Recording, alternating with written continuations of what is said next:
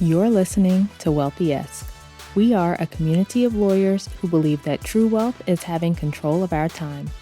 I'm Ro Thomas, and as a busy wife, mom, and former Big Law associate, I know all too well the tension between the culture of the legal profession and pretty much everything else you want to do in life. That's why each week I'm bringing you the information and tools you need to improve your money mindset and manage your money to create true wealth. Because ultimately, it's not about the money. It's about the freedom and flexibility the money affords.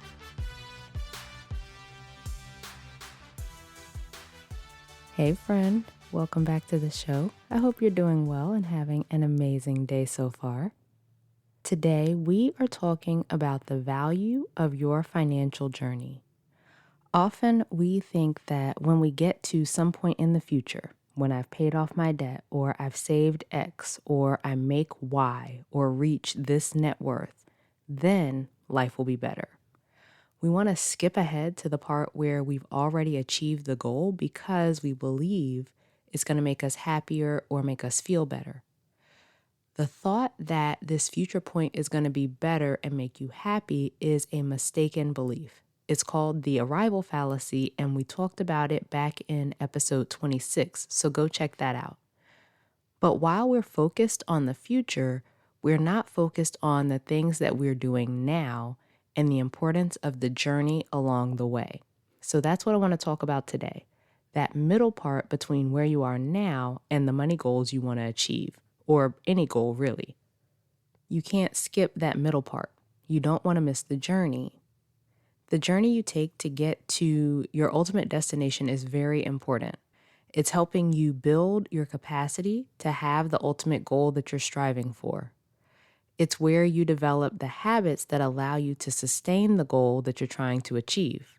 So as you keep going along, doing these things that lead to you achieving the goal, those habits become ingrained. They just become a part of who you are and how you manage your money. Even though you think you just want to get straight to the goal, you really don't. Because if you were able to go straight to the goal from where you are now, you probably wouldn't appreciate it as much, and you likely wouldn't be able to stay there. Think, for example, about lottery winners or pro athletes. About 70% of lottery winners lose all the money within 5 years of winning. For pro athletes, the stats vary by the different sports, but anywhere from 60 to 78% of athletes go broke within 2 to 5 years of retiring. So in both instances, these are people who get multiple millions of dollars in a very short time frame. They go straight from being a regular person to having millions of dollars, but they never grow their capacity to have the millions. They never learn to manage the money they had to begin with, so they're bringing that same mindset, right, that same way of thinking, that same way of managing their money to the new finances, and then they end up in the exact same place they started when the money stops flowing. That's why you don't want a crash diet approach to your finances. Instead, you want to change your lifestyle. You want to change the way you think about your finances. You want to change the way you manage your money. You want to change the way you see yourself. Start believing that you know what you're doing and you're capable of handling your finances. You want to find those things that you can continue to do for life, because if it's something that you can't see yourself doing 5 or 10 years from now, it's not something that you need to be doing now. Like I say all the time, if it feels like deprivation, you're not going to do it. You're not going to keep up with it. But all of that happens during the journey. And as all of those things change, then your finances will inevitably change too. I read once that if a butterfly is released from its chrysalis before its time, it will inevitably die. The struggle to break out of the chrysalis is a part of the process, right? It's a part of the butterfly's journey. It helps the butterfly to strengthen its wings and to be able to fly the way it needs to survive.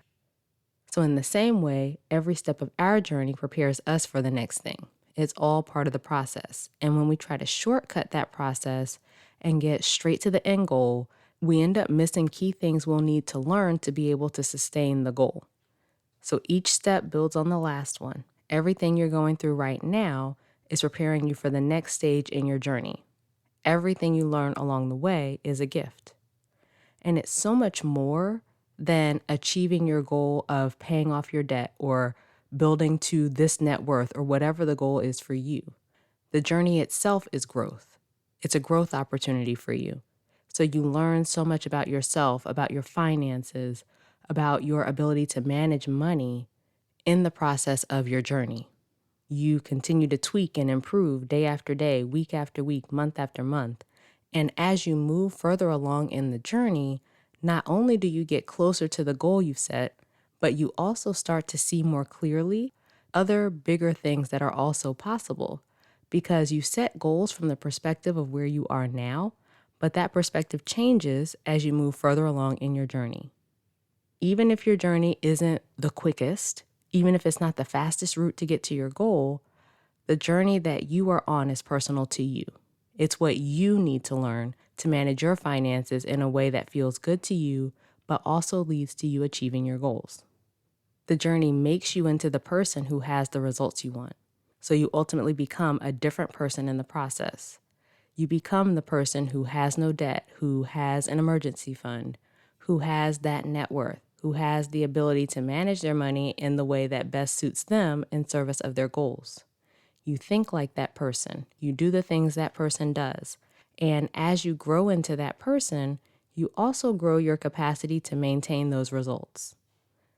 So we've talked before about the importance of celebrating yourself. Remember, it's not just achieving the end goal that's worthy of celebration. Every step you take, every milestone you hit along the journey to that ultimate destination is worthy of celebration too. The key takeaway here is commit to the journey. Don't fight or resist it, because there's so much value in the journey itself. And as you relax into the journey and enjoy it, you'll inevitably achieve the goals you've set and so much more. And if you're ready to begin your journey to improve your finances and become the person who has the financial situation you want, I'm the person who can help you. So head to rothomas.com/call. Let's set up a consultation and talk about your situation. All right, so that's it for this week's episode. Come connect with me over on social media. I'm most often on LinkedIn, Ro Thomas, and Instagram at I am Ro Thomas. Subscribe to the show and leave a review, both of which help more people to find the show. And please take a second, think of a friend who would benefit from this information and tell them about the episode. Share it with them. As we close out, friend, I pray that you take the information you learn here, apply it in your life, and open up to the realization that wealth is available to you. As you do that consistently, week after week, you'll continue to take steps to regain control of your time, build wealth, and live the life of freedom and choice you deserve. Talk to you later.